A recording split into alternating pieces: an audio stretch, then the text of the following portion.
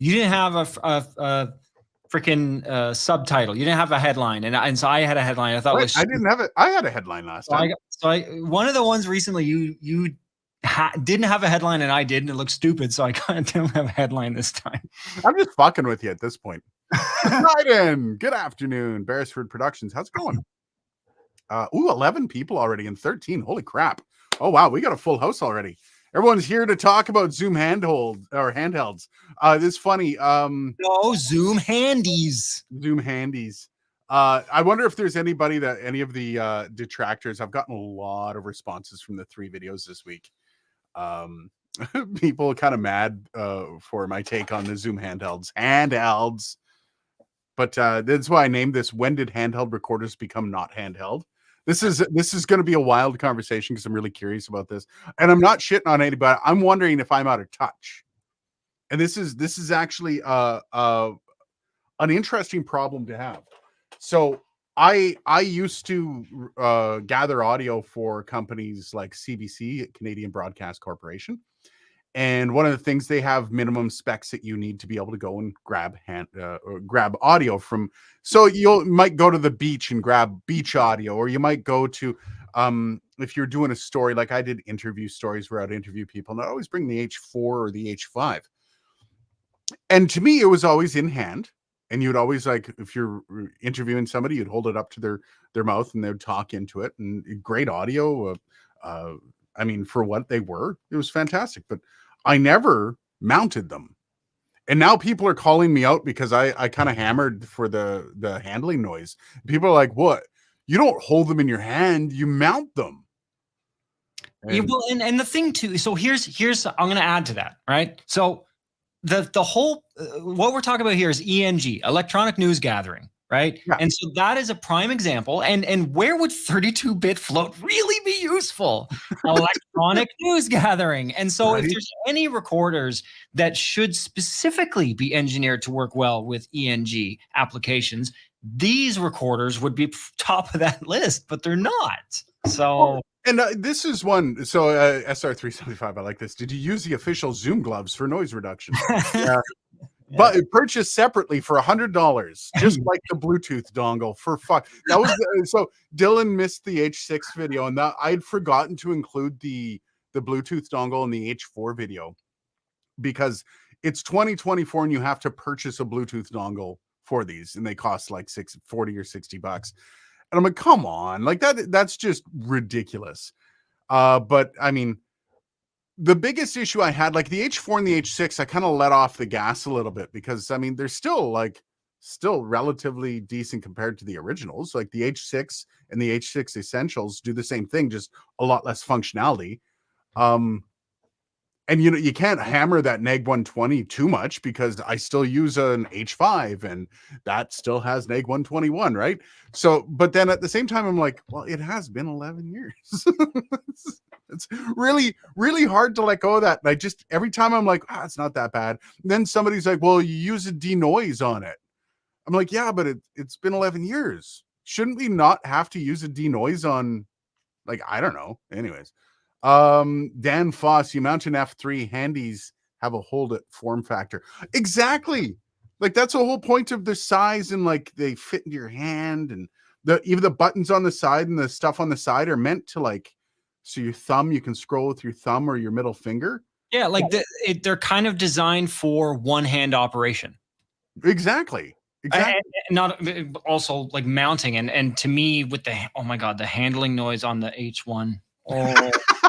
It shocked me when I heard it at first, and I'm like, no, wait a second, this is a handheld. Oh, that's terrible. You're not holding that anywhere. Don't do that. No, well, you have to keep your fingers super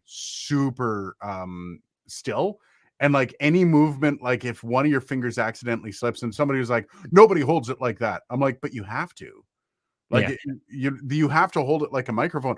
And I do like what Rode put out. Rode actually did a little cheeky social media post of their field recorders, and it's basically a Zoom shotgun mic, or a Rode shotgun mic, one of their Rode Video Mic Goes or something like that, with one of their wireless attached to the handle. So basically you can record 32-bit with the Wireless Pro with an EIN that is actually usable into a microphone that's a shotgun mic. I'm like, that's actually kind of cool. I kind of want to put one of those together. So I'm calling Rode to see if I can put one of those together and I can actually go out and do some streeters with it just to like see how it works, see if it works in the real world, because that would be kind of fun.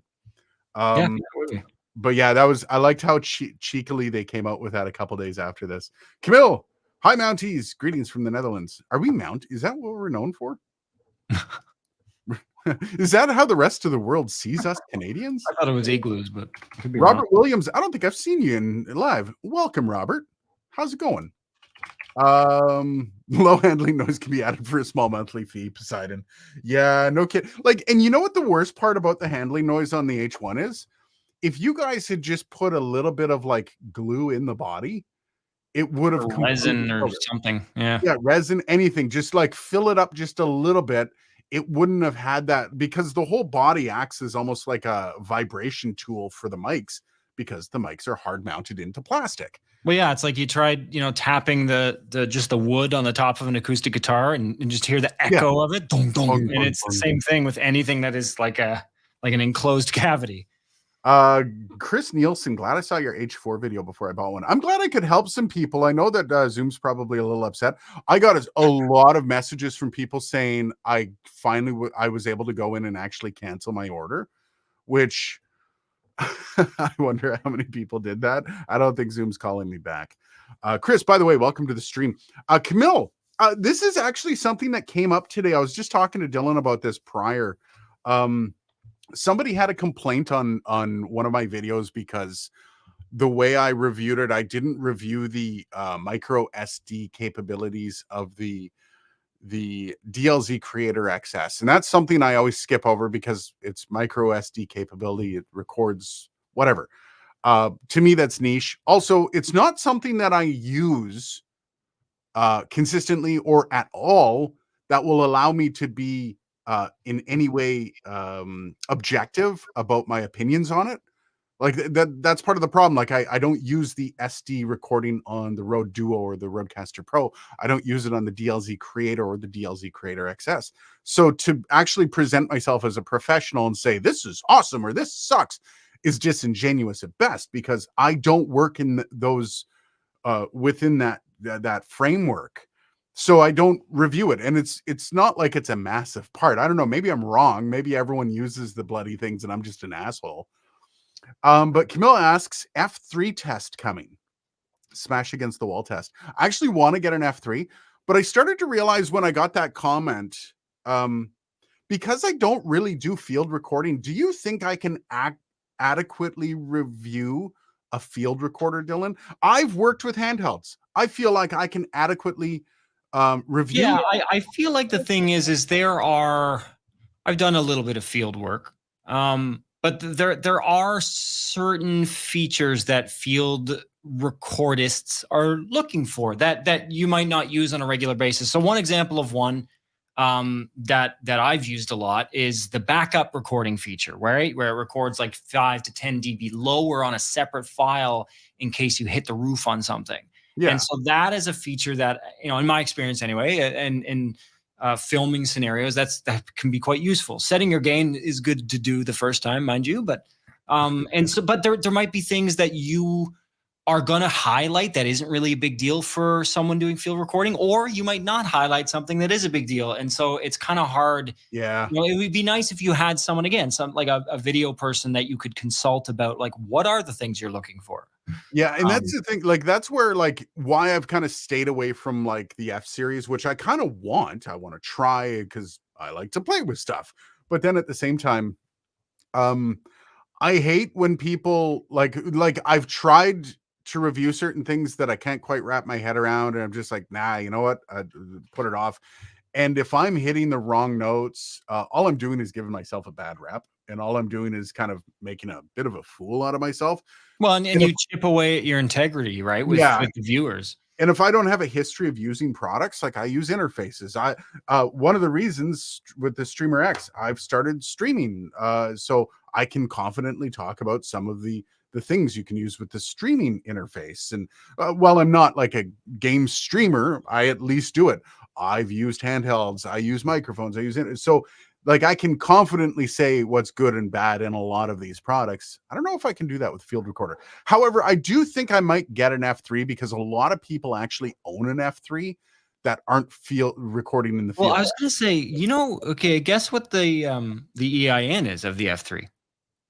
NIG 127. Yeah, like that's actually very respectable. But here's the thing, and this is why this Essential series didn't get an upgrade, because you have companies with NEG 129, NEG 130 EIN, and then you talk about Zoom with their flagship F series, which is supposed to be the best of the best for field recording, for on location, for handheld.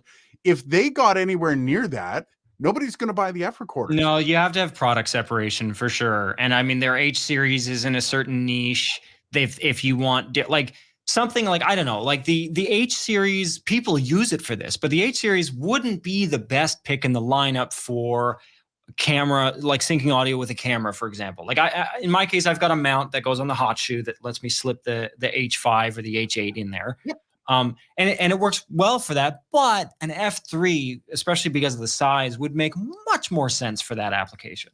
Yeah, it's so freaking small. And I'm thinking like, so like if you wanted like a remote on the road voiceover studio that you could just kind of pop up, that would be attach it to a boom and there you go. Yeah, and a lot of people's first instinct would probably be to go for the H series just because of how ubiquitous it is with Zoom at this point. But like an F3 as a mobile VO rig is probably, I mean, it would be nice if there's like an F3 with the upgraded display that the new ones have on it. Maybe that's my angle I take on it. Here, let me check it out. I don't think they're going to send it to me, so I'd have to buy it. Not after this week. They're 500 Canadian bucks. Professional field recorder, 32-bit float, 2-channel. Yeah, no, actually, that might be worth it. I do love how these things still have the old monochromatic screens, which I actually don't mind the old monochromatic screens, dude. Like compared to what they gave up with the H series, and they like upgraded some things but left other things in the dirt. Wouldn't you rather have a monochromatic screen with low noise preamps? Yeah, like I don't know. It sounds so weird. If you potted it, it would add to its durability. I don't know what you're talking about, SR370. He's talking. I think he's kind of talking about what you were talking about, like potting it in resin or something. Oh yeah. Oh, that's a good idea. Building an analog studio in Cambridge. That's Robert Williams. How expensive, Dylan? I've looked into some audio or some analog gear. It's expensive now, eh? Yeah, like, I guess it always has been. Well, but the thing is, so there was a time when, I don't know, like companies like Fostex come to mind, right? Fostex and their like tape machines and like, in their later years, Fostex, they weren't known for like the best quality stuff, but if you needed to get into like some headphones or needed some analog audio gear, you could get something for a reasonable price. And I don't know, I've got a pair of Fostex headphones. They sound like garbage, but they're actually pretty rugged. Like you could kick them a few times and they're mostly metal construction. But now I think that void is filled with digital products, right? Like things like the H Essential series or like, you're hard, because now it's kind of assumed like, hey, and getting analog stuff is actually the harder way to do things. So if you want to go the harder way of doing things, then, you should probably you know what you're doing, so we're going to charge you for it. Like I think the lowest price I've ever seen for like a channel strip. So for those that haven't used a channel strip, is just basically a processor, right? Or like, it usually has a combination of EQ. It's got sometimes a mic preamp on board, usually a mic preamp on board, a compressor, maybe an expander, de-esser in some cases. Like channel strips come in all shapes, like the Symmetrix 528E, prime example. Yeah. And like the lowest price I've ever seen for something like that's actually worth buying is like $300. And that's one channel. And so when people are looking for less than that for an entire audio interface, I don't think they're willing to spend $300 and now again, obviously we're not talking about professionals. I just bought a knee for like $3,500. So like, I'm certainly not talking about people that are serious, But yeah, I mean, it's not cheap. You want to get a nice analog board, you can get a decent control surface in some cases for like 2 or 3 grand, which is like a digital mixer for your DAW. But if you want a proper analog desk with low noise inputs, and I mean, yeah, that's gonna Yeah. set you back. I was looking in just like shits and giggles. I wanted to get one of the old Tascam 4-track reel to reel, Yeah. which they're classics now. In good condition, working, 5 grand. Yeah. And that's one of those home recording ones that you recorded onto a tape, 4-track onto a tape. Yep. Reel to reel, because I wanted to do like a joke video. Can you podcast with it? That was going to be the bit. Yeah, I You mean, could like actually- you can borrow mine. I've got a Studer like 2-channel kind of consumer unit. Studer is a good name, man. Yeah. Oh yeah. Yeah, it's Oh, a nice piece. It needs calibration. how do I've we done get I've to done calibrate it? I could calibrate it. It's just you need I need an MRL tape and a magnetic reference laboratories calibration tape that basically has like tones for checking the azimuth of the heads and Yeah. the zenith of it. Is it not far enough out that nobody would notice? Just you? The input, and so this is where I don't so much need it for checking the azimuth. I needed to check levels because the pot on the input card and the pot on the repro card are all fucky, and so I have to replace the pots. And they're little screw pots, and I've got to solder new ones on. And once you do that, it's like, okay, well, what's the level that's supposed to be going in? I can't record something because I don't know what the level that's coming out is. Yeah. And so yeah. Maybe we'll look at that as a more of a long-term thing, and we can get that thing up and running. Yeah, maybe we'll do a video series out of it. You know, kind of low key refurbing this. This really, I mean, you know, you open this thing. This thing is from the 70s, man, and it's built like a gaming computer. All the cards, 2-channel, yeah. But all the cards come out. They all slide into little bays. Like it just the engineering of this thing is freaking impeccable. That's cool. We're getting behind here. Greetings from Germany. Thilo Grimm. How's it going? The H1 Essential is worse from the handling noise in the last H1. That's saying something. The last H1, I think, had the similar body to the H5, and a lot of people actually complaining about this body. It was kind of this rubberized, where it says get all slimy when it gets wet. I've never gotten it wet. Never had to record that kind of stuff. But I like this because it killed a lot of the handling noise off the hand, right? It really absorbed a lot of that stuff. So that's impressive that they could release something that hardcore. I do still believe Zoom's coming out with something professional. Yeah, I mean, again, it seems like now they're trying to take, I'll give them some credit here. Maybe they're trying to take what I think is part of the problem is there's, and I could see this from Zoom's standpoint. There's a portion of the audience for the H series that the H series is way overpowered for. Things like electronic news gathering, right? And then there's things that the H series, people that are using it, that it's severely underpowered for. And so I think maybe they found that there was 2 distinct groups. And then now they're like, okay, well, let's take the H series and sort of reconstruct it for 2 separate audiences. Well, and like you and I are those exact audiences. Like, I don't need what the Zoom H8 could do. I liked what the quality of it, but I also liked the nicheness of it. But I wasn't digging in and doing all the really, really, really niche stuff you do with it. Same thing with the H5. However, just because I'm doing electronic news gathering doesn't mean I don't need decent preamps. No, yeah. And so there's or no handling noise. Like I think, trimming down the features in exchange for a product that's a little bit cheaper, maybe the build quality isn't as, although again, I would say if ENG, you're recording, in scrums with people in weird places. And so like having something that you can drop probably wouldn't hurt in case. It's nice. Steve, I really appreciate the honesty you reviewed the Zooms with. Well, it doesn't stop. Even today, I've gotten 2 comments calling me a shill for Mackie. So I don't know what I have to do to prove to people that when I actually say good things or I incidentally omit or don't talk about other things, it's not because I'm a shill. Sometimes it's because I'm human. Other times it's because this is how I review equipment. But the idea that I'm still getting called a shill is just beyond me. Camille has this question. This is an interesting one. I don't see any acoustic panels, bass traps in your studio. Is there a reason for this? No problems with the reflections or bass buildup? This wall behind me, this little section is the only section in the studio that I actually don't have control on. Everything else is completely covered. Which you'll see in like when I do a little offshoot for my desk. I stopped using the desk background because it's just so bloody dark compared to this, and I like the ambience of this. I'm actually going to be upgrading this with some of the Elgato panels for sound control. I'm also going to be painting that panel behind me, the black one. It's Nice. probably going to be going a lighter color so it doesn't just kind of suck everything in over I was there. gonna say, Aiden, it would be neat if you had some kind of like a video switcher. You could show us right now. You could show I us your. think that would, yeah. Thought I might pick up like an ATEM Mini or something like that. We'll see. Yeah. We'll see what happens. I'm curious, how usable are those screens in direct sunlight? Oh, they're actually not bad.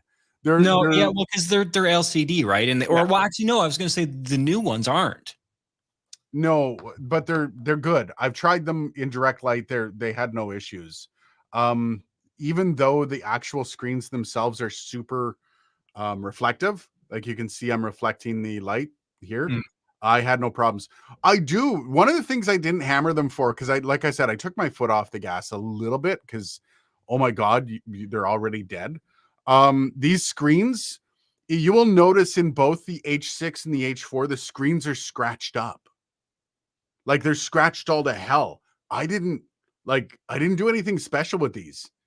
Like these things scratched on their own, and they're like, this H4 is just like, it looks like I've been using this for 3 years. It's ridiculous. So I don't know. I'm curious to see how these things last after a year. I do have somebody I'm giving the H6 to, and I'm going to touch base with him in a year, and I'm going to actually see how it does. I've been doing some convention recordings with the F3 and an SM58 for years, and it's really terrific. You can clip it to your belt and just forget it. Oh yeah, well, I saw on their website they've got an image of somebody with a wrist strap and is wearing it like a watch. I'm like, that is fucking cool. That's cool. If you couldn't afford a Marantz, you could snag a Fostex, if I recall. Yeah, literally, yeah. Fostex, some of their stuff has gone up in price these days. So they're a funky. They're kind of like Tascam, right? Like Tascam has had ebbs and flows. They've had times where they were really well known for serious shit, and then they've had times where they're not. I think Fostex is another one of those ebby and flowy companies. Yeah, some of the older models used to come with handles that screwed. Yeah, I remember that the H5 had a handle. If you got the extended kit for the H5, yeah, you can use them for background. I use that for the when I'm getting background audio or I'm getting like ambient audio, I would use the handle for it. But other than that, I mean, it's a handheld device. You should be able to hold it in your hand. Aiden, I have several from our studio. I'll drop one off reel to reel. Oh, nice. So you're talking about the magnetic Ref Labs tape? Yeah, Red Cabin. Where are you exactly again? I forget. I'm trying to move through because we fell way behind. Way behind you. Well, in our country, Canadians are seen as extremely friendly, less noisy version of the USA. Those who somewhat corrupt a boat are not as averse to long winters, distances, and syrup. It's true. Whenever I go traveling, and I travel quite a bit, did some Europe stuff last year. We're doing Spain, Morocco this year, Peru, all that. Everyone's like, "Oh, you're American." And I immediately correct them. And I'm like, "No, we're Canadian." And you can see this light. And this isn't nothing against Americans. This is my lived experience traveling. You can see a light changes in their eyes and they're like, "Oh, you're Canadian." It's wild, the difference. And a lot of Canadians are told when you travel to put a little Canadian flag on your backpack because people will react to you differently if they don't think you're an American. It's fascinating. And again, this is nothing against, our big brother down south. It's just more of like how the world reacts is really fascinating. In short, we like you. Now we just have to offer a little more resistance and speed skating. Nice. They're also boat anchors, so getting one locally will help a lot. Nobody wants to ship them. I see real machines at estate sales and dirt malls on occasion. I need to get to some estate sales for that kind of stuff. Yeah, well, and honestly, like a lot of that stuff you'll end up finding, it's kind of like, I don't know, the closest like musical thing is like if you find a Hammond organ, Yeah, I mean, if it can power on, you're like 3/4 of the way there. Yeah. But these devices required maintenance. They required upkeep like a car. Yeah, and some of Right? them are parts that you just can't find anymore. Well, even I've found reel-to-reel machines, they're really good, and then I take the head cover off, and the heads are ground to shit because that's what happens to tape machines after they've been Yeah. used for decades. So this is interesting. Reread. I will upgrade to a 32-bit handheld once somebody, in my opinion, makes a better handheld than the Roland R05. I don't like. This is the thing. So I've always been 100% Zoom. That's been for handhelds. The Zoom H series has been my huckleberry since day one. They're fantastic. The amount, and this is nothing. I don't know anything about the Tascam X, whatever it is, X8, or I think the Porta Capture. Apparently, it's amazing. It burns through batteries like an SOB because the touch screen on it is massive. Mm. But I don't know anything about it because it's really expensive and I don't surround myself with a ton of handhelds. I wouldn't mind starting to like reach out to some of these companies and saying, "Hey, are you guys willing to like maybe we can do some comparison videos and get more?" Because apparently everyone wants to talk about handhelds, man. Like these videos that I did this week are still rocking. Like they're still going hard. So I'm thinking maybe I reach out to Roland. I will say, reread, check out the post that Rode did about their using their wireless pro along with one of their shotgun mics, their camera mount shotgun mics, and then you can use the little handle. And it looked actually pretty good. And I think some of their things are Rycote mounted too. So you have shock mounting with them, all this stuff. I think it's an interesting perspective. Also, just one of these, if you take this out, just one of these wireless pros is technically no, this is the that's the one that's fallen on the ground. Okay. One of these is a handheld capture device. Like it's ridiculous. This little thing you can walk around and there's very little handling noise on them, which blows my mind. Like absolutely blows my mind. They're good. Yeah, and like you can just walk around and get audio from people with one of these. So like that's why like I was confused by this release by Zoom more so, and I didn't even bring the comparisons up with like the Wireless Pro because these are a little more niche, obviously, but you can record right onto them. You know, yeah, that's cool. You wonder. So yeah, check some of that stuff out from Rode. Porta Capture X6 all the way for me, user friendly, 32-bit float, EIN and Neg 125, built-in noise gate, which is really handy.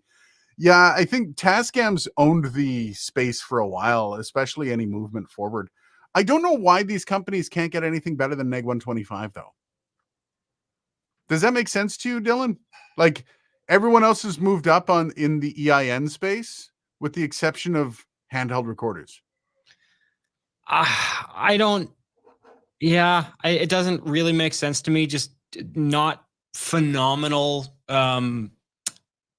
preamp design, really. Yeah, is kind of what I'm seeing now. I don't know if that's a space problem, but again, if you can fit 3 of those in an F3, I think you can manage it in a form factor that's also handheld. I don't know. I think it's intentional kneecapping for product separation. I think that's a lot of these companies, maybe it is a little conspiracy. But this is something old school audio, man. Like there was kneecapping for years prior to the Rodecaster Pro coming out. For years, it was like if you wanted something good, you paid for it. If you wanted to have DSP, you paid for it. Look at a company like Universal Audio. They've never kneecapped, really. I mean, at least not comparative to a company like Behringer. But like, look at their price, though. Well, that's the problem. It's like, what do you want? You want a cheap product that's kneecapped, or a cheap product that doesn't have a ton of features, like a car, right? When you get the car with no mods or no add-ons, you got all these holes everywhere where things are supposed to be. Well, I'm okay with lacking features. I'm not okay with the bare necessities for audio capture. So like, but like they consider that a feature. Yeah, right?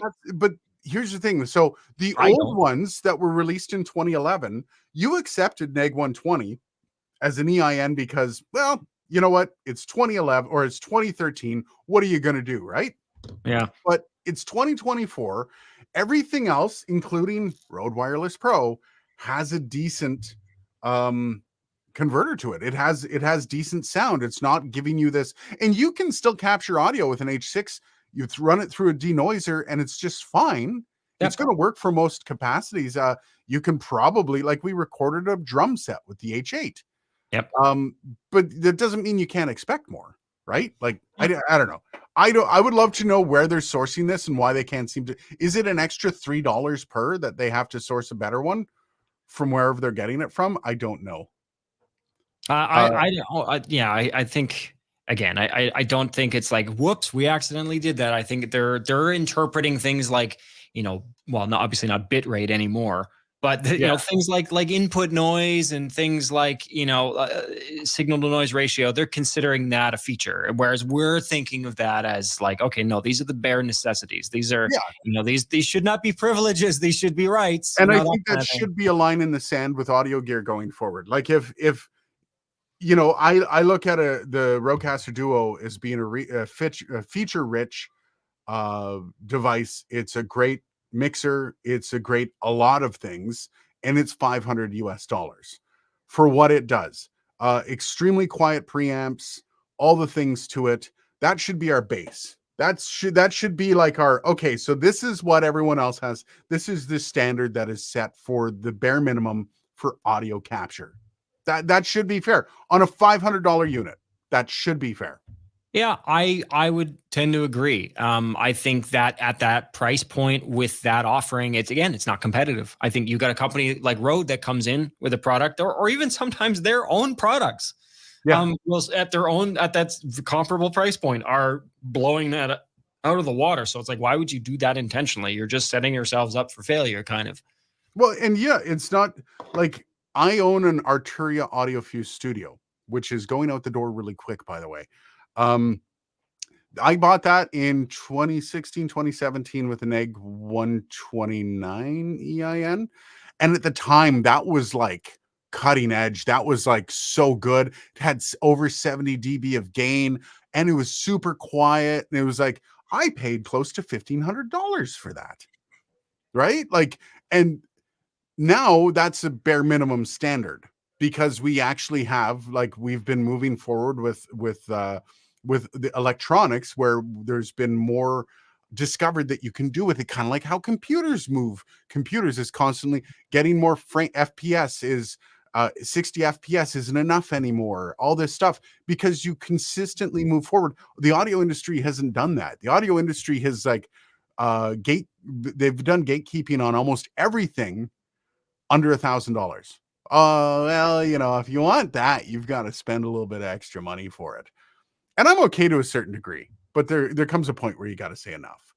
Camille, in short, now just give us some more competition with speed skating. We used to be the speed skating kings, if I recall, back in the 80s and 90s. Al minor. Yes, it's not AI minor, it's Al minor. I think that's turned into a little bit of an L on your name. I like that. The scratchy screens were a thing in the old H6s too. Yeah, I even checked my H5 here. It's a mess. Oh, yeah. The H8, you have the H8. Is the screen all scratchy? That's the touch screen too. No, I don't think so. I would have probably commented on it if that was the case. I hate that look. Just Yeah. mind you, and I think you weren't bringing it around to a ton of places, and obviously in No. my case, it lives in a little gig bag that's padded, so it's not going to get all scratched up. I would never just take that thing and throw it into a backpack, although sometimes you don't have a choice. Yeah. But Emerging Loki. Good evening from Somerset, UK. How's it going, buddy? good Yeah, eye. I'm falling behind on some of the comments here, guys. My bad. DJ Play Nice. When I'm abroad, I say I'm Canadian. Nice. I think that's more common than not, especially if you've got a northern US accent. Oh yeah, Like you can pass Michigan. off. Yeah. Yeah, pretty easily. I find a lot of Europeans can't tell the difference between Canadian and American accents, which I don't like. I don't hear much of a difference. I know Americans are like, oh, a boot. Well, and I think it's some places, right? Like Canada has a lot of dialects between like the West Coast and sort of the prairie, the Calgary speak, and the Northern Ontario, Southern Ontario, out east. Like, I mean, yeah, there's people from PEI that totally say a boot. Yeah. Oh yeah. Yeah. Yeah. Like, obviously nothing against anybody, but I think, yeah, people have, in the same way that, a lot of times when Canadians are impersonating Americans, will pretend to be Southern, Yeah. and that's kind of that's the meme. That's the Canadian meme of what an American is. Yeah. Even though, like, even from a quote unquote Southern accent, there's like 100 different Oh yeah, variants. yeah. You go to any southern Yeah. state, and there's tons of nuances between them. Mind you, we're like voiceover people, so we pick up on those. I'm sure there's a lot of people that don't really pick up on them at all. DJ Play Nice breaking your heart here. Lots of guys find the Hammonds and other organs just to grab the Leslie cabs. I've Yeah, been to that party half a dozen times. yeah. It seems wrong to do that to a Hammond, no? Well, honestly, Leslie's are awesome. I love Yeah. rotary speakers. Leslie's are the OG. Ideally, I'd want to get the Hammond working too. When I was in college, they got their hands on an old M3, a Hammond M3, and it was, which is kind of like the living room version of the B3, with modesty panels and stuff. And oh, that was fun, but it was missing the Leslie. It wasn't the same without like a Leslie 122. Yeah. I'm just checking something out here. All right. So Sony PCM10 is a great handheld unit. I've used one for recording my band practice for many years now. Yeah, see, this is the thing. I need to start. It's this collection of stuff that I've stayed away from buying products that I'm not specifically really into reviewing on the channel. I still buy products, but I'm really like I narrow laser focus for the stuff I want to review and stuff that I think the audience wants me to review. If I go out and buy something that gets 150 views, like the drum miking video, that's kind of a waste of my money and a waste of time editing and all that stuff. So I try to stay as laser focused as possible, unless companies want to send it to me. And then, yeah, sure, I'll give it a review. I'm okay with it. Oh, by the way, I got what's her name's on side? Oh man, this is not a good first start here. Apogee, thank you. Apogee is on side. They're sending me a couple things. I'm getting the Apogee Duet 3. Nice, And I'm nice. getting they're just lending them to me. You're gonna like Apogee, man. I've got one Apogee product. It's their word clock. It's their flagship, the Big Ben, and they're a good company. I remember I used one of their like AD16X units, which is a converter, and Apogee's good.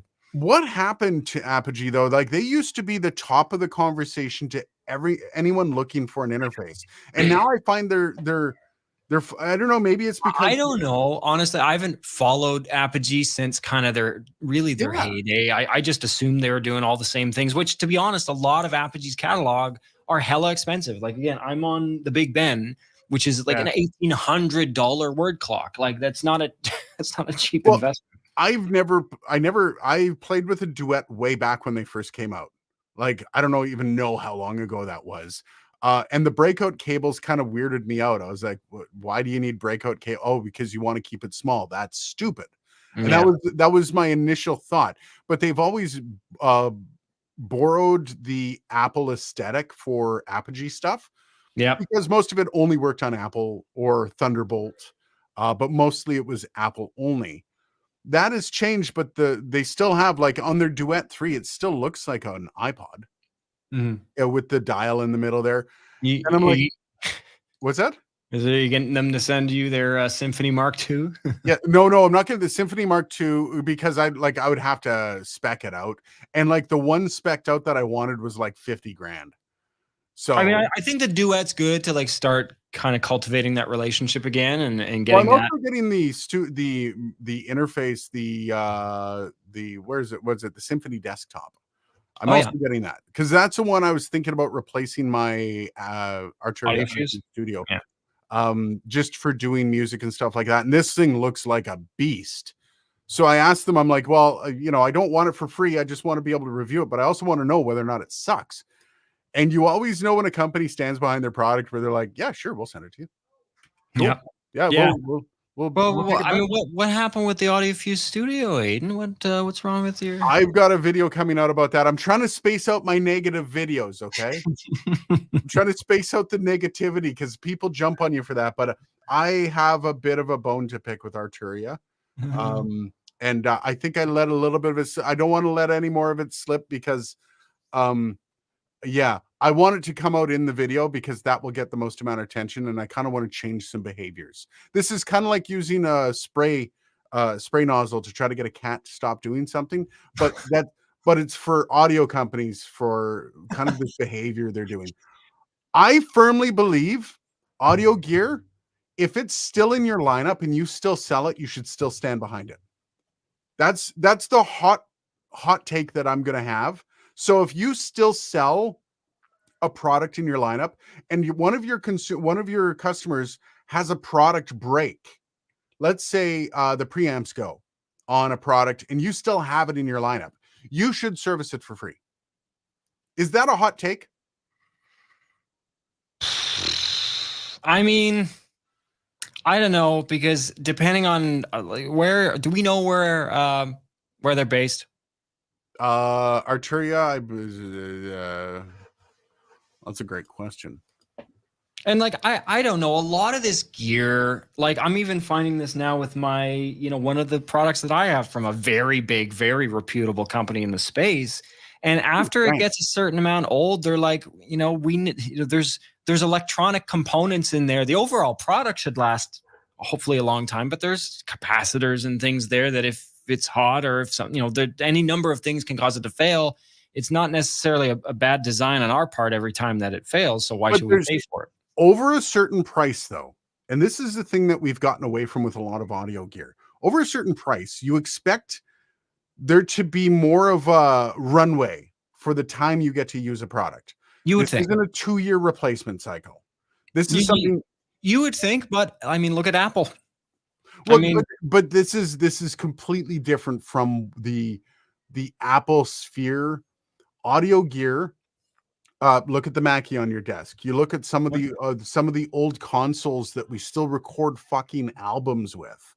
Yeah, is products that there's an expectation that when you purchase this, it's going to be part of your ecosystem. It's going to be part of your recording ecosystem for something. Even those boards, like let's say you take some of the old Red gear at Abbey Road, right? These boards that have been in service since like the 1940s, 1950s.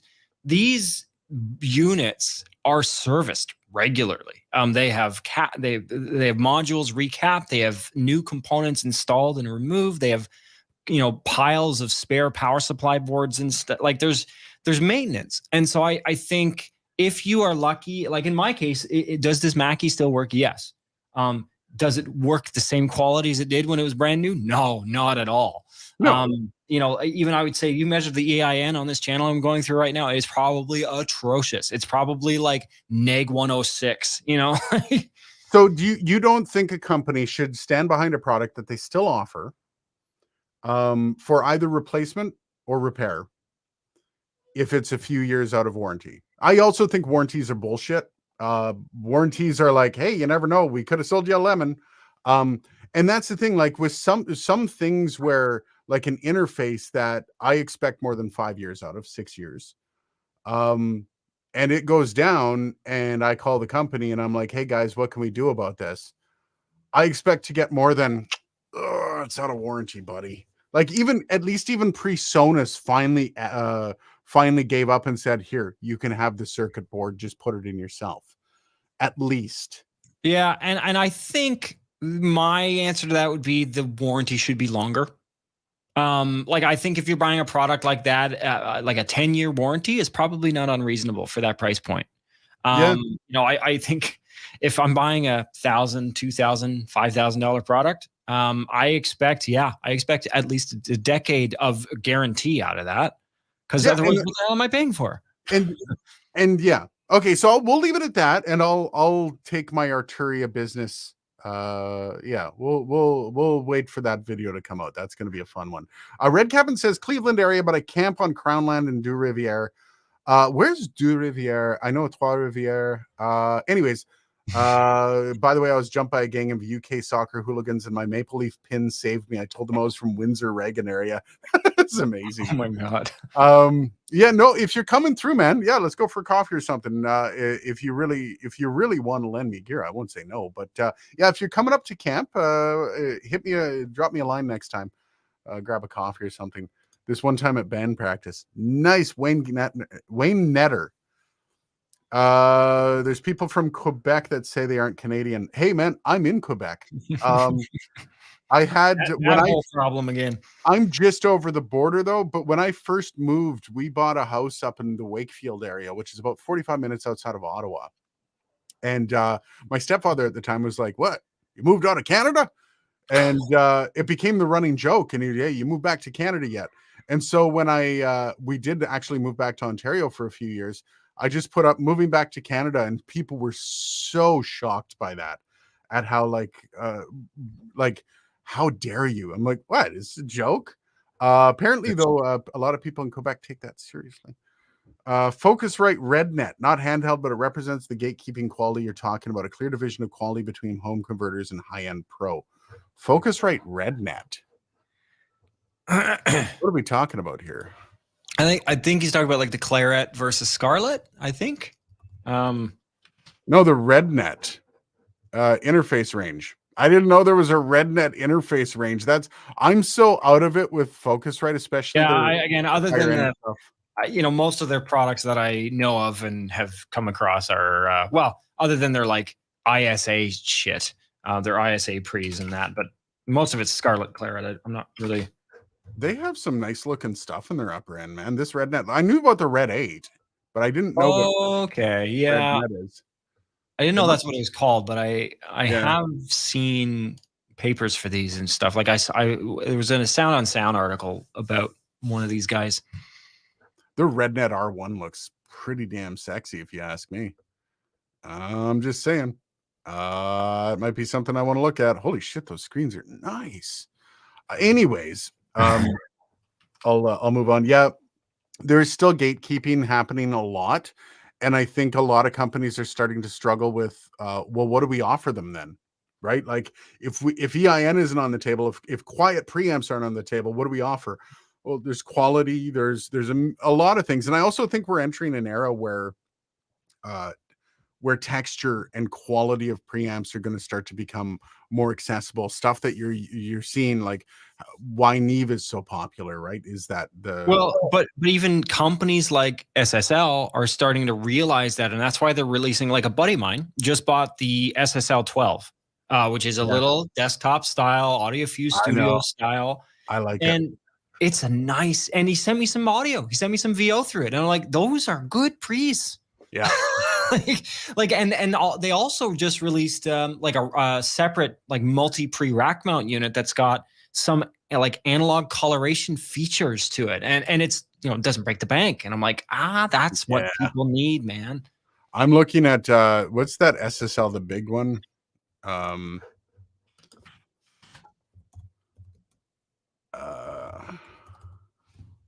Big 6. There it is. Big 6. Yep. Yeah. That's the one I want. It's an 18 channel. That was the one that I was looking at for like putting together like a recording rig kind of deal. Like, so even like, does the AudioFuse Studio have an optical in for ADAT expandability? Yep. Okay. So like looking at something like, look at the SSL Pure Drive Octo, which is a unit they just come out with. It's 8 preamps. I believe so if you wanted to expand, and it's got like I really like how these pre's sound. They sound great on instruments. They sound good on VO. The 4K button doesn't sound good on VO. But like if you did something like that, like you bought like a Scarlett interface or something that's got ADAT light pipe input, and you want to expand and get some more preamps, like there's some really nice sounding options that you can get that again aren't ridiculous. Like if I look at the Octo, okay, well, I mean that's $3,400. It's not exactly it's for my use case at the moment. I thought it was less. There's a distributor that we go through that we get things cheaper than that, but it looks like the consumer rate is $3,400. Gear Junkie, happy Friday. How's it going? It says building a rack of Tascam US 1800s. Got 2 of them for what it seems to be no reason. Love the option of 16 XLR in. 12 quarter ins and 8 quarter outs. Paid less than $200 for both. Nice. That's actually pretty sweet. Tascam was guilty on that point. Selling gear that did not have current driver support. Hello US 122. Yeah, does not have current driver support. The US 42B, that podcast interface, the first ever, that they just dropped any support for, and they still sell the bloody thing. And like multi-track support doesn't work with Windows 11. Yeah, I know. They've done it a couple times. Adderall drivers, anyone? Good luck. What is the Adderall? I don't know. Also, going to EOL a product, at least open source the drivers for it. Right? Like, end of life stuff on products. I don't mind when you're buying into a product line that has obvious like moves forward. So, like when the Rodecaster Pro came out, Rodecaster Pro 2 comes out. There's going to be an advancement in this, and they still support the Rodecaster Pro. But, the Rodecaster Pro 2 is kind of the advanced one. Everyone's going to want to move towards that. And it has a life cycle for that reason. That's the kind of stuff that if they replace it and they no longer offer that, it doesn't bother me as much. But when you get into like studio quality, pro quality gear that you're recording albums with, that you're doing, and all of a sudden you're like 3 years in, they've released a new one, they've dropped that one, they've dropped all support for it. That's the kind of stuff that really pisses me off, especially when they drop all support. Like Electro Voice is a good example. If you have an Electro Voice mic that needs to be serviced, they will still service it.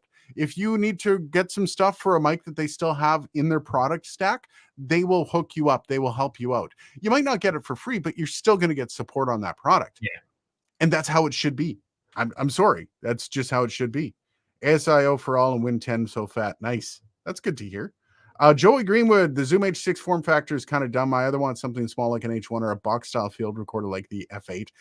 I feel like the H6 and the H8 were basically just podcast interfaces at this point. I mean, well, I think they were podcast interfaces that if you wanted to use, because I find the same thing with the H8. Like, you're not holding that thing in your hand if you've got 10 XLRs hanging out of it. But at the same time, I think it was like, hey, like this is primarily a mounted interface, like the H6 is primarily a mounted interface. But if in a pinch, you need to use it in a handheld way, you can still kind of do that. It's uncomfortable, but you can still do that. Yeah, I like that about the H6 wasn't too bad. You plug a couple in, it got a little front heavy.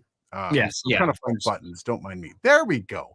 A little front heavy. Even the H5 is kind of awkward when you have, like, I used to carry this around and I would record or I'd interview with an SM58. But that was also kind of awkward. So it's, I mean, handheld, yes, but as soon as you use the XLR outs, it's no longer a handheld kind of deal. So yeah, I don't know. I don't, for handhelds, I kind of agree with you. The problem I have with small handhelds is handling noise that you're going to run into even with the original H1. Yeah. Dimebag says, "Hey boys, how's it going, man?" Good night. Steve, I still have 2 Apple laptops over 10 years old, still run great. Yeah, Apple does last a little bit longer than Windows machines. I'm going to give you that. No, I don't know. I got experience that contrasts that. You had a bad battery in one. You're still going on about that. Yeah, that they wouldn't fix. I had fucking Apple Care. Oh, really? Yeah. You had Apple Care and they wouldn't fix Apple Care, and they're like, sorry, we don't have, like, I'm like, what was it? It was a 2011 machine, in like a late 2011 machine in the beginning of 2016.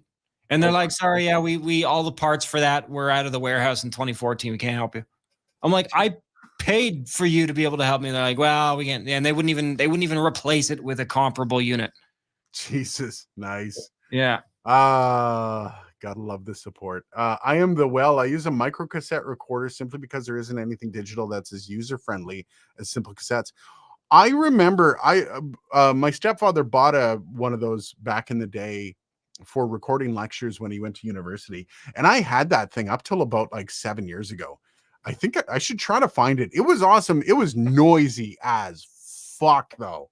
Like trying to hear, he would plant it on his desk and he was about like 20 feet away from the professor. And you would have to like put headphones on to hear the professor over all the noise. It was ridiculous. But then also, it was also awesome at the same time. That's where I crap on PreSonus, abandoning modern DSL software for the Audio Box 22 VSL. PreSonus, yeah, PreSonus gets crapped on for a lot of things. $50 iMac, A11227 for C recording into a big screen. Hey man, a $50 Mac can't go wrong, man. $50. Jesus. Yeah, I'm guessing it's a A1227. I have no idea what that is. I mean, it's a model number. I'm assuming used. Yeah, probably. Because I mean, that's a laptop from what I know. That's an Apple computer. And I mean, you'd be hard pressed to get an Apple headphone adapter for $50, let alone a computer. I got the cable, the charging cable for my laptop was $60. Yeah, you literally, Bucks. literally. And it's because it's the magnetic charging cable, you need it. Like there's nothing you can do about it. Joey, I miss the days when companies gave you a detailed manual with a schematic and sold replacement parts. I hate this era of subscriptions and authorized repair shops being the only option. Yeah, Well, we've globalized a lot. That's the thing about Neve. What did I get with my 1073? I got books, literal books of schematics and like, hey, this is the exact value of the capacitor that goes here. If you need to replace it, use this one. Yeah. Like, it's so great. I love it. And then there's, companies that are like, please don't open our machine. Yeah, literally, opening this will kill you. It's like, what? Shut up. Gear Junkie wanted to say, love the Christmas gang you did with Banjo and Obscure Mics. That was funny as hell. Yeah, that's something that I kind of want to bring back on a yearly basis. I chatted, Banjo had a good time. Had a wonderful time chatting with Banjo. That was a lot of fun. Bark was also phenomenal. I didn't know what to expect with Bark. I chatted with him on social, but I hadn't really like sat down and chatted with him. But I thought he'd be fun because I like he's a little grating like me. So I thought that would be kind of a fun dynamic to bring that in. And yeah, it made for a lot of fun. I was pleasantly surprised at how well that did. And I think kind of maybe like a Christmas treat every year or something like that, or every once in a while, just bring the boys back. I've thought of, if you guys think of somebody else in the space that's easily accessible, that might be a part of that, that'd be kind of fun. Bringing other people into it. I think it's kind of also this community of audio YouTubers and stuff, very fractured, and you don't see a lot of overlap of channels, which is wild. Like I tried to get Tom Buck. Tom Buck was almost in on it last year, but he had to bow out because he had some stuff to do. But like there's no like overlapping of channels. There's no like nobody's doing crossovers, and I feel like that's something that this community needs for fun growth and to become like more of a community that's serving the audience rather than like self-interest. And I'm not saying people are just serving self-interest, but that's part of the fun of YouTube, man.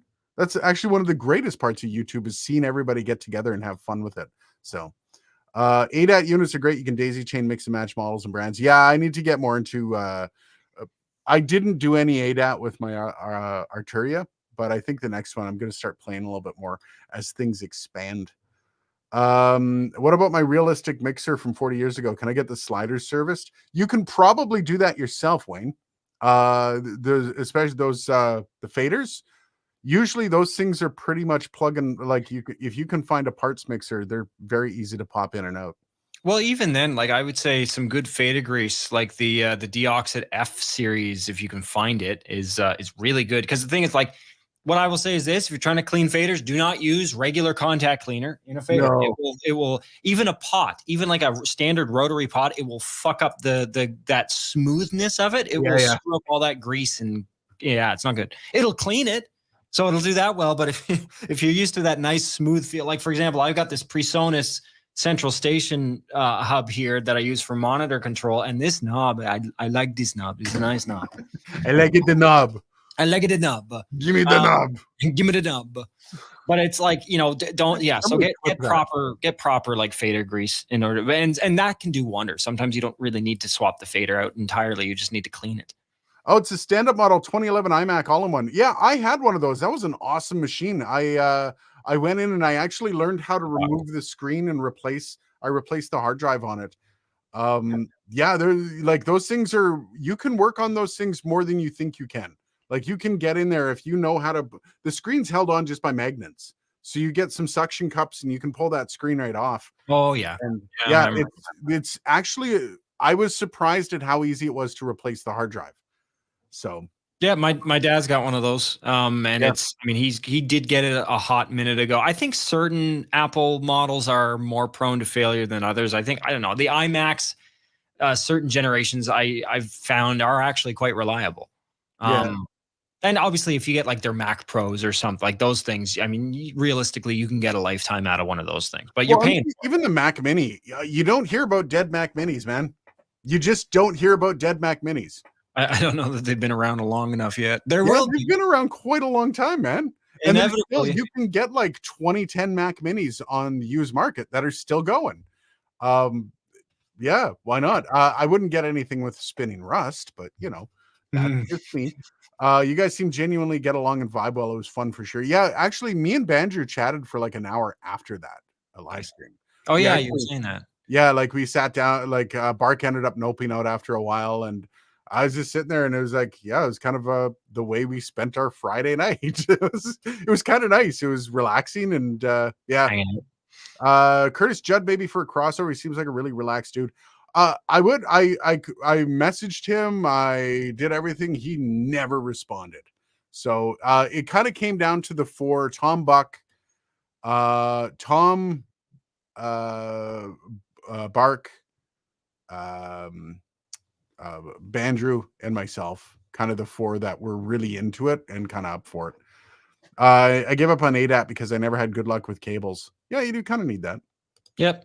Love my Mac Mini, especially with the M1 in it. Yeah, I've fallen in love with so my favorite, I just discovered my new favorite thing that I love about having an Apple ecosystem that I test with and that I do all my stuff with. So this laptop that I'm working off here, I've got my M1 sitting over there at my desk, or my M2 mini sitting over at the desk. If I want to hear something on my laptop, but I want to hear it well, like I want to hear nice sound, I want speakers. All I have to do is just choose that Mac Mini as my source for audio. So I can use the speakers that it's hooked up to over there on the desk and play something through my laptop. It's just the small little things like that that's like, oh yeah, I love that. Yeah. Name the slider grease again, please. Oh, what's that F stuff? It's like F5 or something. F5. It's made by Deoxit. Yeah, Deoxit F5. Yeah, They have there's like about other 3 or 4 different types. yeah, there's other ones. I've got the G5, which is one of their more just premium all-purpose contact cleaner, not for faders and mountain pots. Yeah. Yeah, But it's Fader Lube 5% spray for yeah. the Deoxit Fader Lube. Yeah, and some people will tell you, like, obviously, if you're a studio engineer, you should have multiple different viscosities of grease around because different pots are nicer with different feels to them. So, but I mean, I'd say if you just want a fader to work again, maybe do a little research, figure out exactly what concentration you need. So for Mac, check out Rogue Amoeba Sound Source for routing. Ooh. Amoeba Sound Source. There we go. Sound Source is superior sound control. Ooh. Ooh, nice. So it's basically a sound control app for Mac. I am going to try that out. That sounds like it's fun. Yeah, there's little kind of little things about the whole ecosystem that it almost makes me want to own an iPhone. Almost. Almost. If I didn't have everything in my life on this sound, like all of my, when you transfer everything over to like uh, a different brand, because this is all through Samsung, right? So I don't know what happens to all my 2FA. That's what scares me, is the 2FA. Like I'll get locked out of my YouTube channel. I'll get locked out of so much because all of my 2FA goes through this. I think maybe I can get a 2FA app, but I also don't, like, I've got Google Authenticator, but I don't know how to port everything over. It sounds like a lot of work. So I don't know. Maybe one of these days I'll end up getting one. We'll see. Joey, how have you been liking the A7C? Recently got an R7, love it except for the bad rolling shutter. Yeah, rolling shutter apparently is really bad on everything except the new what's that? The new A3 from that doesn't have any rolling shutter that they just released. It's like $9,000. Yeah, I it's don't I already. don't own the A7C2 yet. I still only own this. This is the I bought this used, the Sony 20 millimeter 1.8. I will be purchasing the camera soon. I'm really stubborn about spending money. When it's a large purchase, I literally sit on it forever. I'm kind of waiting for there to be like $50 off. And then I just noticed they have like $50 off mail-in rebate when you buy the Sony camera. Mail-in rebate. I haven't heard of that shit in years. It's been forever. So I think I might go buy it. I'm just so stubborn about spending the money. Yeah. Even though I bought this lens. I have the lens sitting here. I need it for NAB. I know that. So I need the camera for NAB so I can have 4K footage for NAB and for off the floor shooting. But yeah, because there's also other things you have to buy with it. You have to buy a new SD card. You have to buy. I have to get a new tripod. I have to get all this stuff. So yeah, it's one of those slow processes is coming around. I'm on iPhone and Apple Watch 2FA. Keep the Android and migrate. Keep the Android and migrate what? Keep the Android and migrate everything else? I'm not sure. Anyways, it's Bitwarden is great for 2FA option. So and that's the thing, like changing all that stuff over. I guess I should start to get it off my phone. Like 2FA shouldn't be specifically attached to your phone. And the Google 2FA, which is really good, like Google 2FA, any Google property that goes through a Samsung is just like a screen pops up. There you go. Click. That's me. I'm gonna miss that moving over. So I don't know. We'll see if it ever happens. I'm still like I only bought this about I don't know 6 months ago, so I'll be with it for a little while. And use Rogue Amoeba loop back when I had a Mac. Nice. I'll look into it, guys. Anyways, that's it's been a little over an hour. Thank you everyone for joining. Even got 2 likes on Facebook, man. Nice. How do we get 2 likes on Facebook? I don't know. You guys have yourself a great day. We'll see you next Friday. And there was one other thing I was going to talk about. I can't remember what I was going to talk about, dude. Before I go, before y'all hang up on me, I actually put a post out about hitting 25,000 subs, which I saw that. I'm blown away. Really cool. Also tough. I also mentioned, and a lot of people thought this was a joke. I said real name reveal at 100K, just for shits and giggles. Aiden Wolf is not my real name. I don't know. If anyone's, Dan Asdas messaged me and he says, "Well, I know that it's not your real name. I saw your real name. I think I did like a video with somebody and my real name showed up on it. I can't remember. Anyways, I also don't want to give any hints to where you might be able to find out what my real name is. Just for shits and giggles, because hey, why not? It's a 100,000 sub reveal. I'll definitely do a video on that. I wanted to explain a couple things because I've received a lot of comments and people like messaging me going, why I have the name. I've always had it because I was in radio. Radio, you have a stage name to keep some of the lunatics off your back. And it's been actually relatively nice to have that in real life as well, because I do actually have a family behind some walls on Facebook and Twitter, but I'm planning on removing myself from Facebook. So once that happens, I don't really care if people know my real name, because you won't be able to find me anyways, or my family. So that's one of the reasons I've had the name for years and I've used it for writing and for a bunch of other things.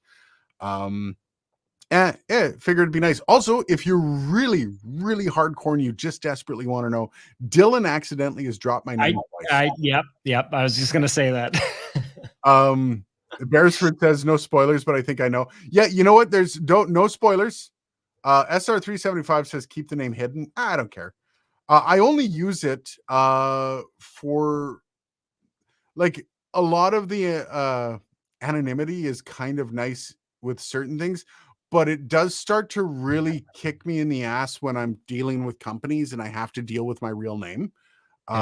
Like when I sign up for certain like if I'm doing whatchamacallit services, when I make money off of affiliate stuff, you need your legal name with it. You can't use Aiden Wolf. So it's like, do I change my name to Aiden Wolf because I have no real like hold on my last name, which my last name is actually very similar, by the way.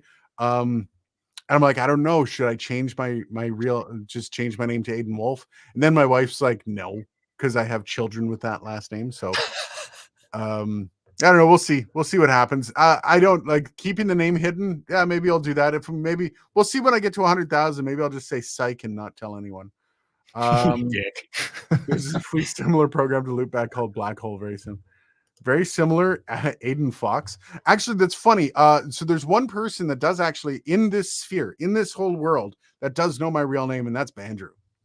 Because Bandrew and I had a little chat, and I'm like, yeah, this is my real name. And he laughed. He found it very funny. So yeah, Aiden is not my real name. So but yeah, nobody give it away. If you saw it and you know what it is, I saw it. Yeah. I hope you know what my real name is. Don't give it away for everyone else. Have a little bit of fun with it. Fox Modular. Fox. That's his name. That is my name. Fox Modular. Yes. How dare you actually guess it? All right. You got doxed, buddy. Thanks, guys. Have yourself a great week. I'll see you next week. And so will Dylan. Catch you later.